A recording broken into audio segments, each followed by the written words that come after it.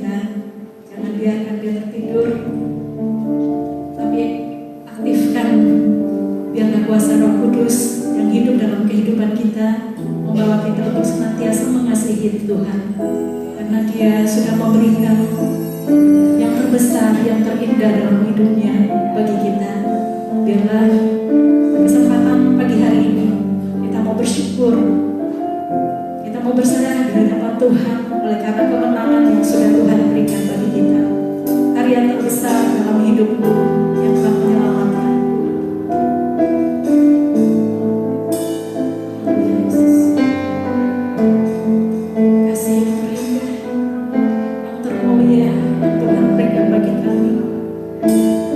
Bersyukur kepada Bapa.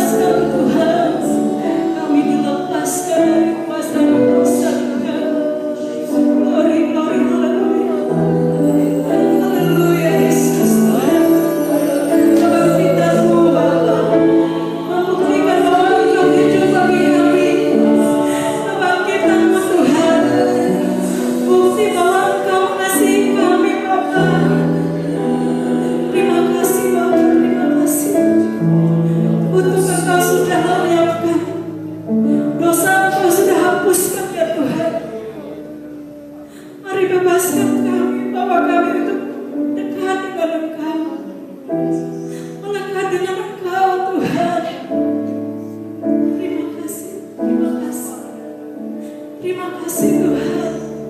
Terima kasih Bapa. Haleluya Yesus. Mari kita angkat pujian ini dengan setengah suara.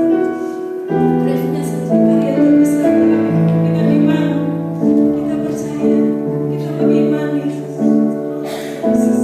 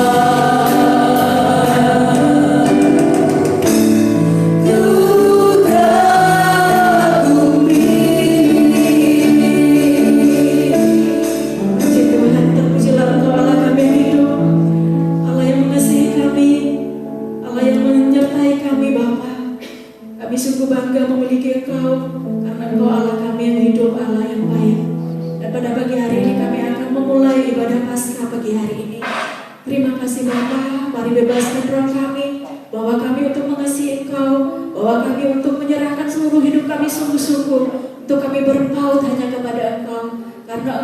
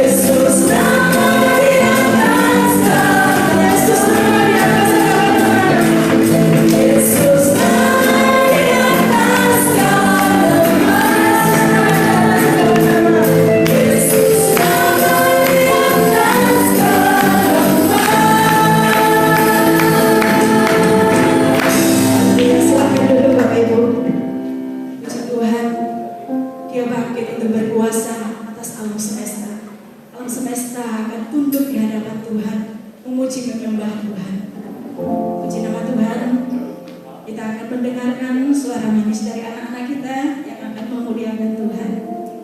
Kita akan mendengarkan pujian dari sekolah minggu. Mari anak-anak maju ke depan.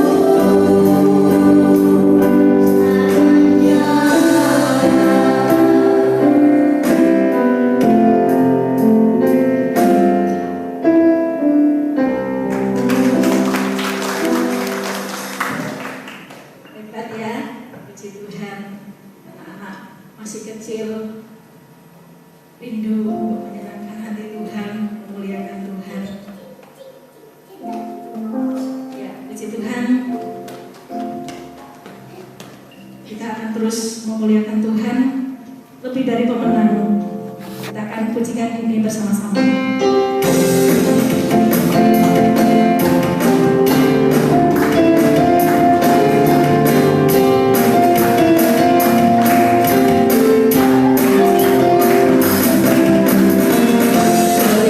Yeah.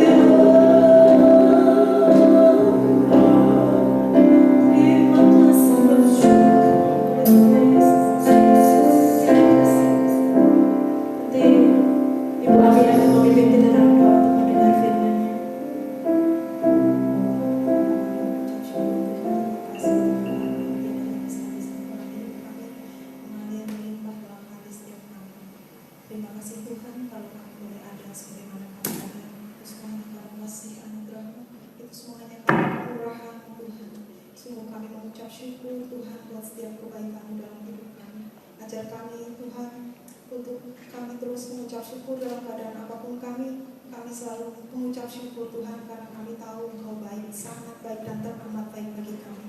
Terima kasih Tuhan. Kini tiba saatnya kami akan mendengarkan firman-Mu. Namun Tuhan, biarlah Tuhan setiap pujian penyembahan yang sudah kami naikkan Tuhan di hadapan Tuhan boleh menjadi duka yang harum, boleh menjadi kesukaan bagi Tuhan. Biarlah ini semua yang terbaik yang kami miliki Tuhan, kami persembahkan hanya bagi Tuhan kami, Tuhan Yesus Kristus. Biarlah Engkau sendiri yang menilai kami sampai ke dasar hati kami Tuhan, Engkau tahu Tuhan. Terima kasih Tuhan Yesus. Sebentar kami akan mendengarkan firman-Mu Tuhan. Mari Tuhan berkati setiap kami, gereja-gereja Tuhan. Oh haleluya, biarlah Tuhan Roh-Mu bekerja Tuhan. Beri kepekaan kami, hati, telinga kami Tuhan, untuk kami mengerti, mendengar suara-Mu Tuhan. Dan kami boleh belajar melakukan apa yang menjadi kehendak Tuhan dalam hidup kami. Urapi hamba-Mu Tuhan yang akan menyampaikan firman-Mu Tuhan. Biarlah urapan Allah sendiri yang turun Tuhan, mengurapi hamba-Mu Tuhan dalam menyampaikan isi hati-Mu Tuhan Yesus. Biarlah Kau lawat setiap kami Tuhan di tempat ini Tuhan, tanpa terkecuali Tuhan. Mari Tuhan Yesus, kami siap mendengarkan firman-Mu Tuhan. Biar Engkau yang beracara Tuhan, Roh Kudus-Mu yang berkuasa Tuhan. Terima kasih Tuhan Yesus, kami menyerahkan doa ini hanya ke dalam tangan-Mu Tuhan. Di dalam nama Tuhan Yesus Kristus kami sudah berdoa dan mengucap syukur. Haleluya. Ya, saya atas nama Bapak Gembala dan Pastori mengucapkan selamat Paskah. Kita bersyukur pada Tuhan bagaimana kita mengingat kembali akan kebaikannya dan anugerah kasih setianya.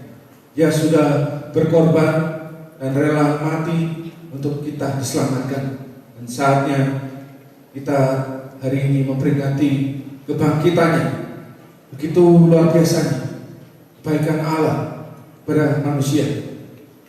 Oleh sebab itu pagi hari ini Bapak Ibu, pagi hari ini kita sesuai tema, di samping sesuai tema dari Persekutuan Gereja-Gereja Indonesia, bagaimana mengambil tema dalam Yohanes 20 ayat 14 sampai 16 dengan tema berpaling kepada Sang Hidup.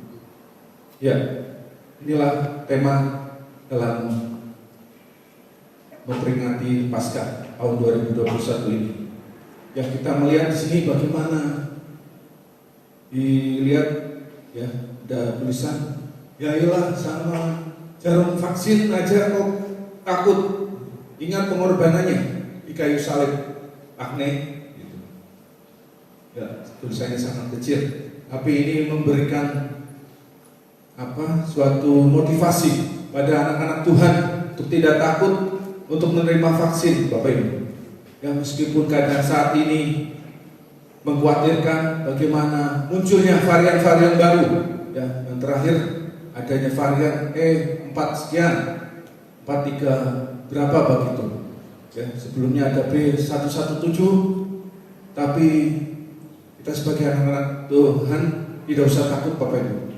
Kita percaya dengan vaksin yang kita terima akan memproteksi kita.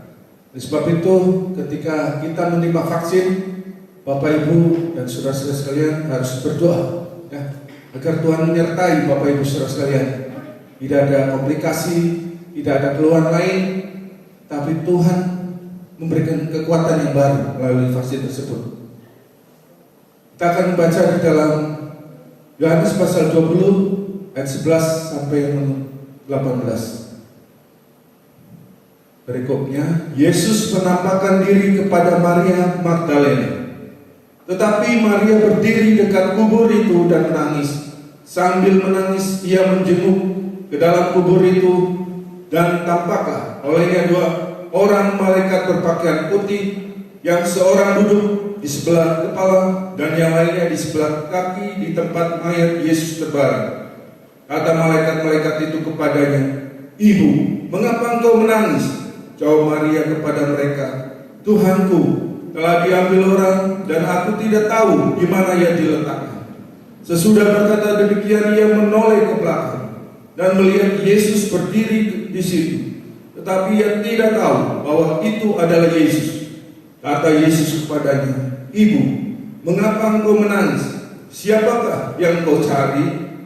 Maria menyangka orang itu adalah penunggu taman, lalu berkata kepadanya, "Tuhan, jikalau Tuhan yang mengambil dia, katakanlah kepadaku di mana Tuhan meletakkan dia, supaya aku dapat mengambilnya."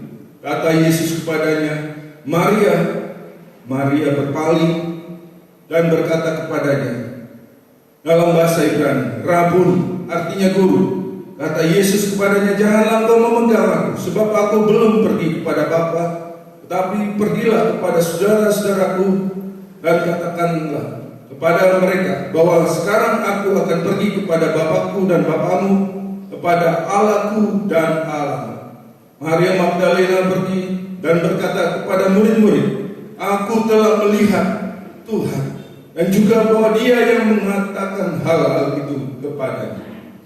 Ya, demikianlah kita membaca bagaimana suatu tokoh ya yang sangat luar biasa, bagaimana seorang murid Tuhan yang setia.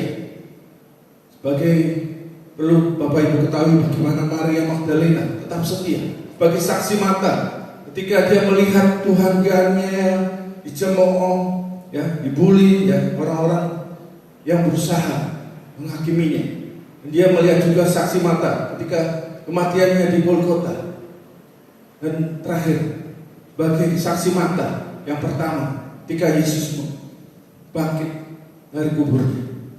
Tentunya kita hari ini kita belajar bagaimana Maria Magdalena memiliki ketaatan, memiliki suatu kesetiaan, ya. Kita tahu bagaimana hidupannya di masa lampau itu bukan sebagai penghalang untuk Maria untuk semakin ya tetap fokus pada Tuhan Yesus, ya. Bagaimana kita melihat bagaimana Maria ketika dia menangis, ya Bapak Ibu, ketika mendatangi kubur Tuhan Yesus, ya, masih dalam kesedihan hati yang sangat dalam dan juga secara psikis pasti terganggu Bapak Ibu, ya, melihat penderitaan Tuhan Yesus.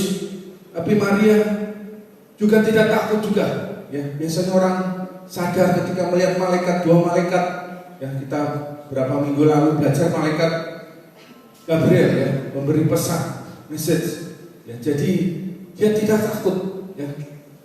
Inilah karena dalam kesedihan hati yang sangat dalam, dia tidak takut ketika malaikat Tuhan berjumpa dengan dia.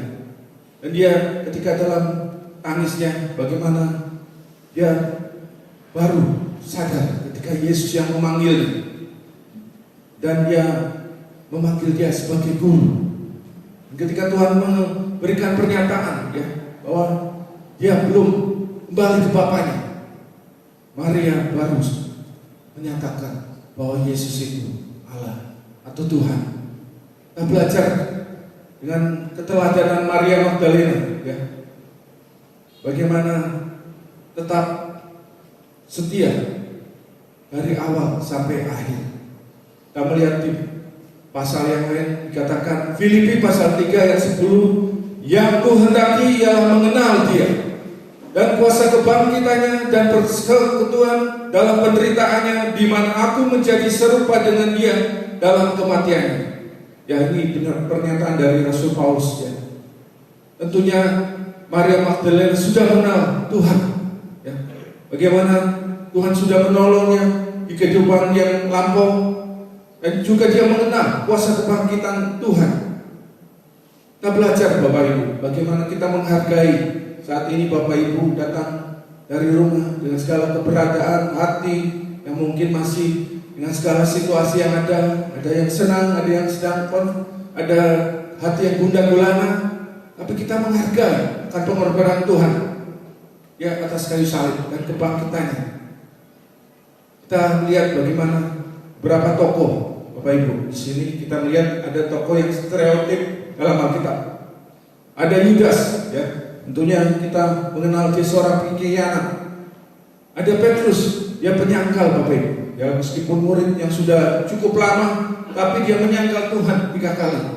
Ada Thomas yang meragukan ketika Yesus bangkit Ada Paulus ya, kita tentunya mengenal dia si penganiaya jemaat. Ada Maria Magdalena ya, sangat tokoh ini sangat menjadi dibully orang habis-habisan Bapak Ibu ya. Ketika kita mungkin membaca dari aliran yang sangat liberal, pasti iman kita akan tergoncang ya. Kalau kita tidak mengenalnya dengan lebih baik cara kekristenan dari sumber yang benar, maka kita akan terpengaruh Bapak Ibu. Yang dikatakan Maria sebagai pelacur yang bertobat. Padahal di dalam Alkitab ya, ada Maria yang lain yang benar-benar mempunyai sebagai seorang pendosa atau sebagai pelacur, tapi dia disamakan dengan Maria Magdalena yang berjumpa dengan Yesus ketika kebangkitannya. Kita melihat di sini bagaimana orang Yahudi Bapak Ibu ya, dikatakan sebagai pembunuh Yesus. Ketika zaman dulu Bapak Ibu, bagaimana orang memiliki paham antisemit, yaitu paham di mana bangsa Israel dikatakan dalam kutukan Allah, sehingga mereka ya khususnya orang Amerika, orang Eropa sangat membenci orang-orang Israel, keturunan Yahudi. Tetapi ketika tahun 1800 ada namanya tokoh John Darby dari Irlandia, dia mempunyai paham dispensasionalis ya, dia menyatakan sesuai dengan kejadian bagaimana bangsa Israel dikatakan sebagai bangsa pilihan. Apabila orang yang memberkati bangsa Israel akan diberkati, apabila orang yang mengutuki Israel akan dikutuki.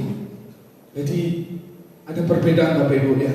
Tapi saat ini banyak orang percaya bagaimana menyatakan bahwa bangsa Israel Yahudi itu adalah umat pilihan Allah dan kita harus memberkatinya. Dan juga kita melihat sini bagaimana ada pembiasan ya, distorsi yang sangat berbahaya dengan tokoh ini. Tokoh ini menjadi sangat kontroversial Bapak Ibu ya.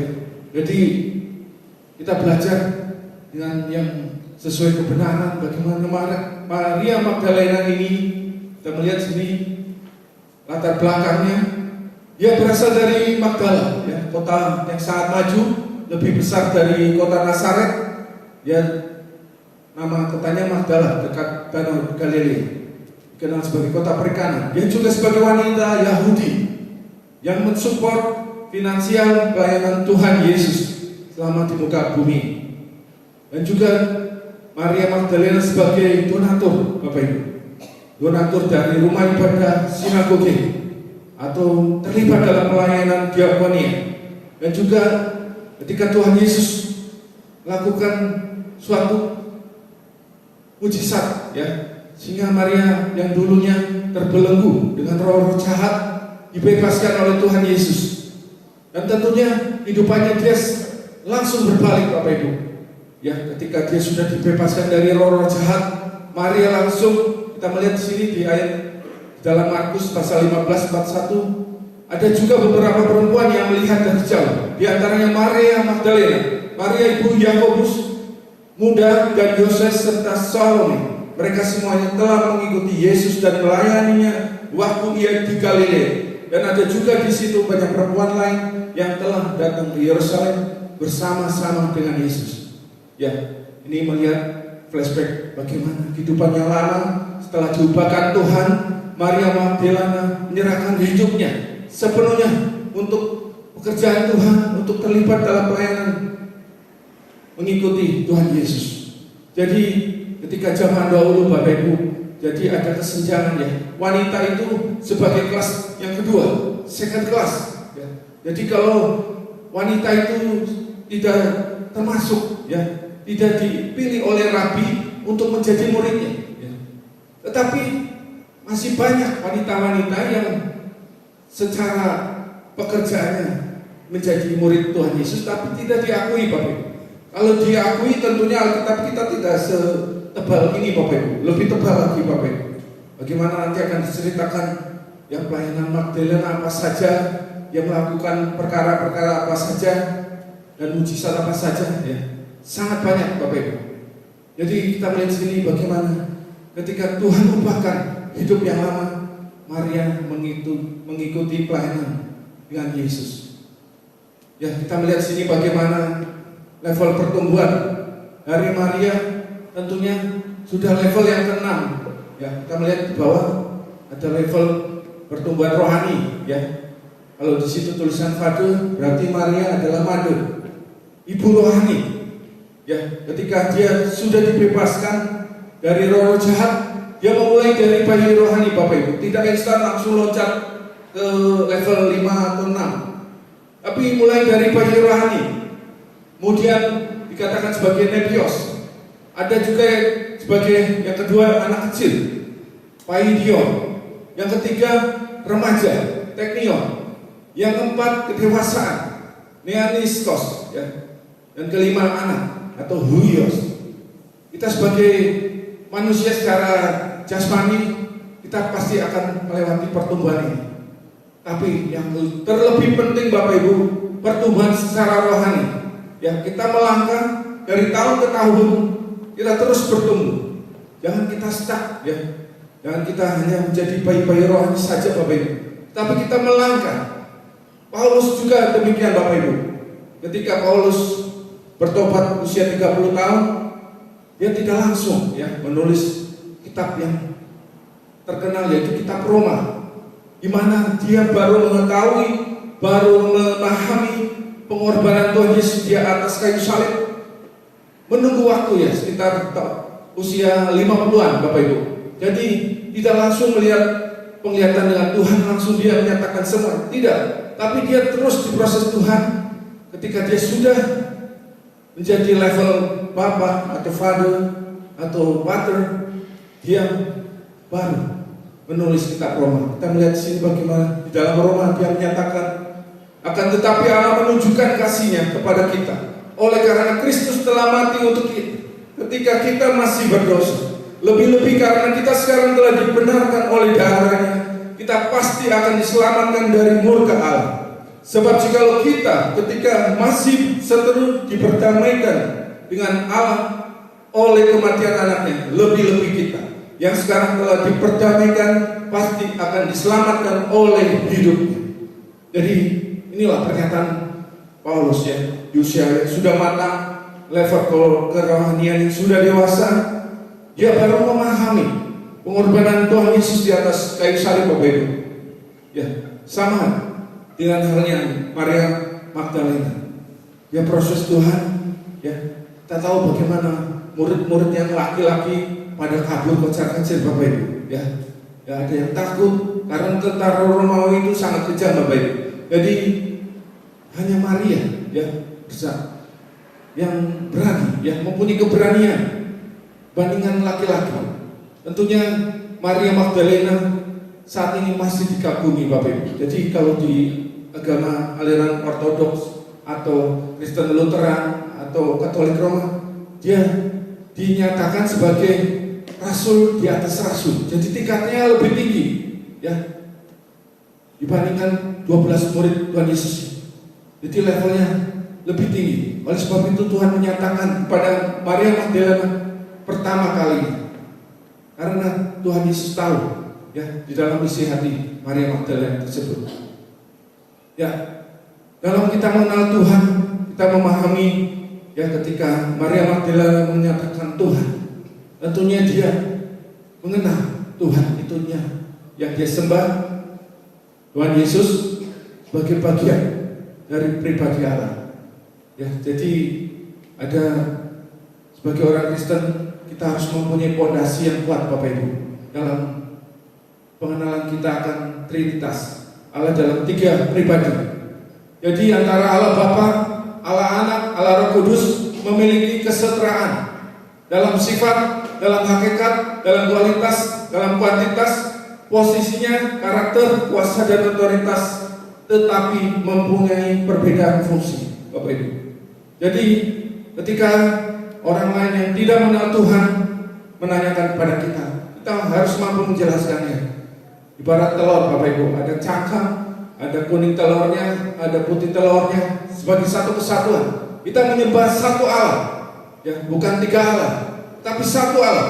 Tapi di dalam satu Allah tersebut ada 3 pribadi Bapak Ibu yang memiliki kesamaan kesetaraan. Jadi antara tiga-tiganya saling menghormati, saling respect ya. Jadi di dalam Kejadian pasal pertama ayat pertama dikatakan God atau Elohim. Jadi Elohim itu Allah.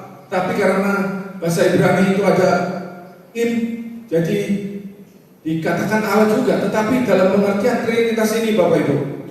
Tetapi dalam bahasa Inggris ditulis tanpa S, tetapi God, ya.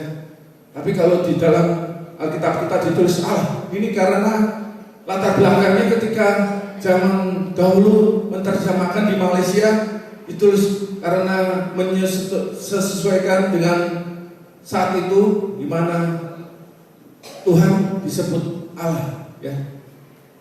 Inilah dasar bagaimana kita melihat bagaimana Trinitas sudah ada sejak Kejadian pertama ayat pertama. Kemudian kita melihat di sini bagaimana ada fungsi Allah Bapa sebagai perencana, Bapak Ibu, ya. Ayat referensinya Bapak Ibu bisa melihat di atas. Allah Anak sebagai pelaksana. Berarti Yesuslah yang melaksanakan segala yang direncanakan oleh Bapa. Ketika kejatuhan Adam dan Hawa, Bapak Ibu, Allah Bapa membuat planning, membuat rencana untuk keselamatan manusia, umat ciptaannya. Allah Bapa sudah tahu bahwa ciptaannya pasti mempunyai kelemahan, dia akan jatuh. Ya, kita melihat ciptaan yang lain yaitu malaikat. Malaikat yang sudah diciptakan, ya, untuk tujuan penciptaan, tetapi ternyata melakukan suatu kesalahan, ya, berusaha ingin menyamakan dengan Allah, lalu ternyata Allah sangat marah, akhirnya dicapakan, ya. Berapa minggu yang lalu saya jelaskan surga ada 3 tingkatan. Jadi bahasa Ibrani-nya samayim, Bapak Ibu. Im lagi, jadi bukan tunggal tetapi jamak. Ya, jadi kita melihat sini bagaimana ketika kejatuhan manusia, Allah berinisiatif untuk menyelamatkan manusia dengan mengutus anaknya, anak Allah yaitu Yesus Kristus, untuk menyelamatkan, untuk memberikan keselamatan kepada manusia ciptaan Allah. Dan terakhir, bagaimana Allah Roh Kudus memberi kuasa, Bapak Ibu. Ya, Roh Kuduslah yang memberikan kekuasaan pada orang-orang percaya. Yesus pernah menyatakan bagaimana lebih baik dia cepat kembali ke surga untuk diberikan Roh penolong, ya, yaitu Roh Kudus ini. Ya, tentunya Roh Kudus ini tidak terbatas, Bapak Ibu. Beda dengan manusia, ya. Yesus sebagai Allah seutuhnya, Yesus juga Allah manusia seutuhnya. Jadi kalau Yesus masih secara fisik tentunya terbatas, Bapak Ibu. Ya, misalkan saat ini ada di Nazaret, ya tidak bisa saat ini ada di Yudea. Jadi terbatas, Bapak Ibu. Oleh sebab itu lebih baik Yesus terangkan untuk Roh penolong ini diutus ke orang-orang percaya. Ya, inilah bagaimana Yesus dinyatakan sebagai keilahian atau dinyatakan sebagai Allah. Bagaimana dikatakan yang pertama Kristus adalah anak Allah, dan juga dikatakan Yesus adalah supaya semua orang menghormati anak sama seperti anak menghormati Bapa. Dan juga dikatakan jikalau sekiranya engkau mengenal aku, kamu mengenal juga Bapakku. Dan yang selanjutnya, aku dan Bapa adalah satu, ya, satu kesatuan, Bapak Ibu. Janganlah gelisah hatimu, percayalah kepada Allah dan percayalah kepadaku. Barang siapa telah melihat aku, ia telah melihat Bapa. Dan terakhir, tetapi supaya kamu tahu bahwa di dunia ini anak manusia berkuasa mengampuni dosa. Inilah ayat-ayat di mana keilahian Tuhan Yesus sangat jelas, Bapak Ibu. Jadi kalau orang Yahudi yang baru bertobat, baru mengenal, mengikuti Nasrani, gereja-gereja awal, Bapak Ibu, sangat susah menerima Yesus sebagai Allah. Ya, mereka sangat sulit, ya. Ketika manusia mengaku sebagai Allah, pasti mereka akan sulit menerimanya. Sama seperti Rasul Paulus, Bapak Ibu, ya. Dia butuh proses yang cukup lama. Tidak instan setelah melihat peringatan, dia memahami Yesus itu adalah Allah. Jadi kita belajar untuk kita tidak menerima, ya. Banyak penyesatan mengatakan bahwa yang disalib itu adalah yang menyerupai Yesus Kristus, ya, itu berasal dari Yudas Iskariot sebenarnya. Itu salah Bapak Ibu, ya. Orang sering membuli orang Kristen yang dipenteng-penteng kayak bukan Isa masih wong liyane sing mukae di serupa. Ya. Inilah kesesatan, ya. Dan suatu kesalahan, ya. Apabila kita tidak mampu menjelaskan, ya, kita sudah ada sebelum mereka yang membuli kita itu lahir, Bapak Ibu, kita sudah ada. Kita melihat sini bagaimana dalam Kejadian pasal 3 ayat 15. Minggu lalu saya sudah nyatakan 2 minggu yang lalu bagaimana aku akan mengadakan permusuhan antara engkau dan perempuan ini, antara keturunanmu dan keturunannya akan meremukkan kepalamu dan engkau akan meremukkan tumitnya. Jadi sejak awal Bapak Ibu ada permusuhan antara keturunan perempuan dengan keturunan ular sebagai iblis.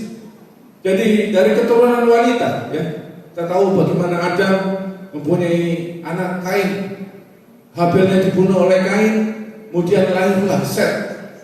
Setelah Set lahir, dia Alkitab berisi silsilah, ya Bapak Ibu. Jelas dan sangat jelas bagaimana dari Abraham sampai Daud, ya, sampai Tuhan Yesus Kristus, sangat jelas keturunan dari wanita ini. Beda dengan keturunan Kain Bapak Ibu, sebagai keturunan ular Bapak Ibu, ya. Jadi dari keturunan setan ini Bapak Ibu, atau keturunan ular ini dikatakan sebagai hewan yang tidak berakal dalam 2 Petrus pasal 2 akan dimusnahkan, ya. Jadi jumlahnya sangat banyak Bapak Ibu, ya. Nanti di dalam kerajaan surga sesuai Wahyu Bapak Ibu hanya sepertiga, ya. Jadi di dalam satu kitab kehidupan, ya, cuma satu, ya, di dalam Wahyu Bapak Ibu. Tetapi kitab-kitab kematian sangat banyak. Itu artinya jumlah orang yang sebagai bagian dari anak-anak keturunan ular itu cukup sangat banyak Bapak Ibu. Jadi dikatakan sebagai hewan yang akan dimusnahkan, atau dikatakan sebagai sebagai anjing atau babi, ya. Anjing menelan ludahnya, air liurnya, atau babi kembali ke kotorannya, ya. Dia berubah setelah dicuci, ya. Atau sebagai di dalam Roma pasal 9 ayat 21 dikatakan sebagai benda yang tidak berguna dan juga akan mendatangkan kemurkaan Allah untuk dibinasakan, ya. Kita tahu bagaimana yang termasuk anak-anak keturunan ular, mereka yang suka di brainwash, dicuci otak untuk ngebom, untuk melakukan suatu pembunuhan, suicide atau bunuh diri, untuk menghalalkan bahwa ketika mereka membunuh anak-anak Allah, maka mereka langsung, ya, ke surga. Sehingga ini bagian dari anak-anak keturunan setan atau keturunan ular, Bapak Ibu. Jadi kita selama di muka bumi ini jangan harap Bapak Ibu ada kedamaian antara anak-anak setan, anak-anak iblis, atau anak-anak ular dengan anak-anak Tuhan. Jadi mereka yang konglomerat itu kebanyakan berasal dari keturunan ular, ya. Kebetulan saat ini saya masih studi di S2, ya. Saya dijelaskan bagaimana dosen saya orang Korea juga, dan juga dia menyatakan bagaimana konglomerat, ya, kebanyakan mereka yang termasuk bagian keturunan ular ini, ya. Jadi jangan harap anak-anak Tuhan bisa mencapai kekayaan sangat banyak Bapak Ibu, karena dunia ini diciptakan bukan untuk kita. Kita 2 minggu lalu diingatkan kita hanya transit, ya. Jadi warga kewarganegaraan kita adalah di sorga. Jadi kita sangat asing di bumi ini Bapak Ibu. Jadi jangan harap, ya, lebih unggul dengan mereka yang termasuk keturunan ular. Ya, kita melihat bagaimana yang termasuk dari anak-anak Allah, yaitu ada Yahudi, ada bangsa yang bukan Yahudi. Ya, jadi di dalam Yahudi sendiri ada Kristen Yahudi, ya, dimulai dengan murid-murid Tuhan Yesus. Kemudian ada kelompok Yahudi yang percaya kepada Isa Al-Masih sebagai bagian mesianis Yahudi. Dan yang bukan Yahudi, ada orang-orang Kristen yang sungguh-sungguh dan berkomitmen, dan orang Kristen yang nominal atau KTP, orang-orang Kristen yang penyembah berhala, orang-orang Kristen duniawi, Bapak Ibu, ya. Ini sebagai anak-anak Allah. Tetapi yang terakhir itu orang-orang Kristen KTP nominal yang tidak sungguh-sungguh atau penyembah berhala itu akan dimurnikan Tuhan. Kalau agama lain Katolik menyatakan dimurnikannya setelah mati, ya, nanti dibawa ke jurang alam maut, ya. 2 minggu lalu saya jelaskan neraka, Bapak, dan dibawa ke kedalaman ada inti bumi yang sangat panas, 6.000 derajat Celcius, ya, jadi lebih panas dibandingkan matahari. Jadi orang yang termasuk keturunan ular akan dibawa, disiksa dulu sebelum neraka sesungguhnya. Jadi orang-orang Kristen saat yang tidak sungguh-sungguh saat ini, yang sebagai orang duniawi, dimurnikan saat masih bernafas di bumi, Bapak Ibu. Jadi ketika sakit, ya, Tuhan insafkan, baru sadar. Ketika ada masalah, baru sadar. Ketika ada tantangan atau problem yang lain, Bapak Ibu, baru ingat Tuhan. Ya, ini sebagai bagian proses pemurnian anak-anak Tuhan untuk dilayakkan sebagai anak-anak Allah. Berbeda dengan anak-anak ular, Bapak Ibu. Bagaimana mereka yang misalkan di negara Cungko sana, China sana, yang tidak mengenal Tuhan, tapi dengan pengorbanan Tuhan Yesus di atas kayu salib, ya, Tuhan memberikan kesempatan, ya. Cara silsilah mereka mungkin keturunan dari ular itu, tetapi dilayakkan untuk dimasukkan sebagai anak-anak Allah. Inilah karena pengorbanan Tuhan Yesus di atas kayu salib, yang seharusnya tidak layak. Kita bukan termasuk anak-anak Allah, tapi dilayakkan, ya, kita menerima keselamatan. Oleh sebab itu patutlah kita bersyukur, kita menyembah Allah yang benar, Bapak Ibu. Dan kita harus mengakui bahwa Tuhan Yesus itu adalah Allah, bukan manusia, bukan hanya nabi, tapi sebagai Allah. Jadi kalau fondasi kekristenan kita lemah, tidak mengakui Tuhan Yesus sebagai Tuhan, atau tidak mengakui Trinitas, itu bukan orang Kristen, Bapak Ibu. Jadi kita patut bersyukur bagaimana Tuhan Yesus itu sebagai manusia seutuhnya dan juga sebagai Allah seutuhnya. Ya, jadi pelajaran ada 2 hal yang saya berikan. Bagaimana Maria Magdalena yang pertama mencari Tuhan Yesus meskipun menghadapi resiko, ya, high risk, tetapi dia tidak takut, tidak gentar, ya. Dia tidak takut dengan tentara Romawi yang akan menangkapnya, atau tidak takut dengan mungkin melihat hantu atau lainnya, tetapi dia dengan keberanian, karena levelnya, karena tingkat kedewasaan rohaninya sudah tinggi, jadi dia mempunyai keberanian, rohnya lebih kuat, Bapak Ibu, ya. Saat ini Bapak Ibu ke rumah Tuhan tentunya dengan roh lebih kuat dibandingkan daging ini. Kalau secara daging, Bapak Ibu lebih baik di rumah saja, nonton TV, jalan-jalan, atau santai-santai saja ngopi, ya, tidur. Tapi secara roh, Bapak Ibu menghargai pengorbanan Tuhan Yesus, menghargai kebangkitan Tuhan Yesus, mengenal kuasa kebangkitan Tuhan. Bapak Ibu datang ke rumah Tuhan, itu suatu yang luar biasa, Bapak Ibu. Tuhan akan memberkati Bapak Ibu, Tuhan akan selalu menyertai Bapak Ibu. Jadi kita melihat bagaimana Maria Magdalena tidak takut, tidak gentar dengan resiko apapun. Yang kedua, yaitu Maria Magdalena sebagai saksi utama penyaliban, penguburan, dan kebangkitan Yesus. Jadi memiliki hati yang setia dan mau taat, Bapak Ibu. Jadi ketika sebelum Tuhan Yesus disalib, ya, Maria yang diproses Tuhan, ya, yang bertemu sering mengikuti pelayanannya. Misalkan di Galilea bersama murid-murid yang lain, dia terus bertumbuh, ya. Jadi pengenalan Tuhan itu lebih dalam lagi, Bapak Ibu. Kita sebagai orang percaya semakin hari semakin bertumbuh, Bapak Ibu. Jadi ketika menghadapi situasi bagaimana situasi seperti saat ini, seperti pandemi saat ini, kita tidak goyah, tidak terpengaruh. Karena kita taat Bapak Ibu. Kita memiliki kesetiaan pada Tuhan.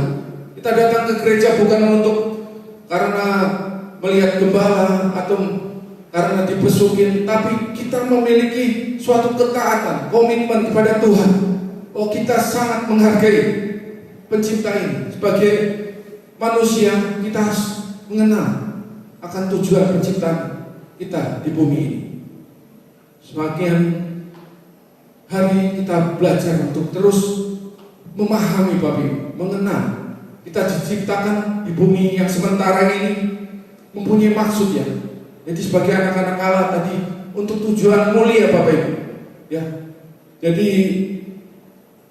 bagi anak Allah tidak akan diciptakan Allah bukan hanya tujuan biasa saja, tetapi untuk tujuan mulia. Tiap orang mempunyai talenta, karunia masing-masing. Kita semuanya untuk memuliakan Tuhan, bukan mencari untuk pemuliaan pribadi, tetapi untuk memuliakan Tuhan. Inilah yang Tuhan inginkan dalam kehidupan kita. Demikianlah firman Tuhan, kiranya menjadi berkat bagi kita di pagi hari ini. Para pemain musik, persilakan maju. Kita kembali mengingat kebangkitannya 2000 lebih tahun yang lalu, bagaimana Tuhan Yesus sudah memberikan nyawanya untuk kita. Yang seharusnya kita dibinasakan, yang seharusnya kita dimusnahkan, tapi karena kita dilayani Tuhan, kita diselamatkan oleh Tuhan. Pagi hari ini kita akan menyanyikan lagu Kasih Allahku Sungguh Terbukti. Hari ini sedang cuma Tuhan, kita bangkit berdiri. Kita nyanyikan lagu ini dengan sepenuh hati dan menghargai Tuhan. Oh, kasih Allah Kasih Allahku sungguh terbukti. Ketika Dia serahkan anaknya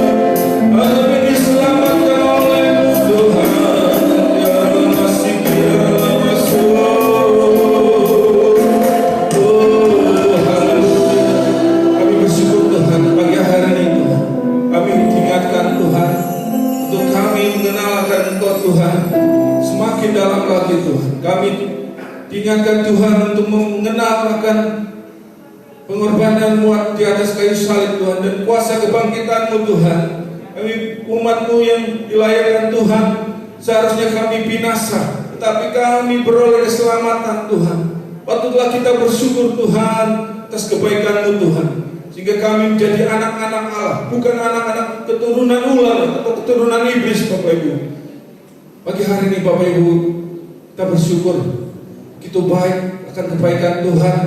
Oleh sebab itu, hargailah waktu-waktu yang singkat ini.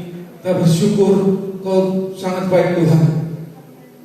Begitu mulianya Tuhan, begitu mulianya Yesus Kristus yang telah memberikan kebaikan, pengorbanan-Mu Tuhan, sehingga kami menerima sesuatu yang seharusnya kami tidak layak Tuhan.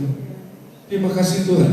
Di pagi hari ini kami bersyukur, dan firman Tuhan, mari Kau sempurnakan Roh Kudus, sehingga apa yang Hamba-Mu bicarakan benar-benar tertanam menjadi rema dalam kehidupan kami. Terima kasih dalam nama Tuhan Yesus Kristus kami berdoa dan ucap syukur. Haleluya. Amin. Pulanglah ke rumahnya masing-masing dengan membawa berkat dari Allah Bapa di dalam surga, kasih sayang daripada Tuhan Yesus Kristus, dan persekutuan serta bimbingan Roh Kudus menyertai kita, menuntun kita mulai saat ini sampai Maranatha. Terimalah berkat ini dalam nama Tuhan Yesus Kristus. Haleluya. Amin.